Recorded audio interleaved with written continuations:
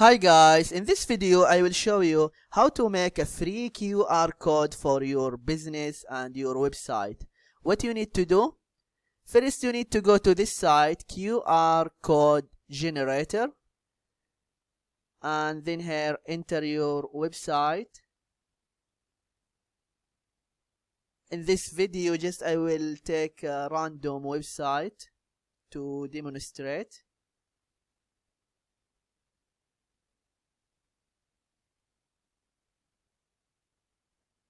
Okay, let me select this one.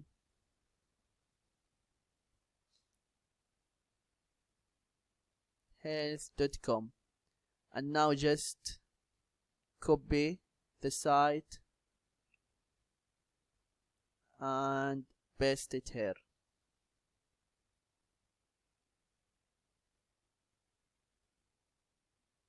Yeah, and here is the QR code. After that, just click download. This is what you need to do if you want to get QR code for your website. I hope this video is helpful, and don't forget to give a like and subscribe to the channel if you are not subscriber yet. Thank you and see you.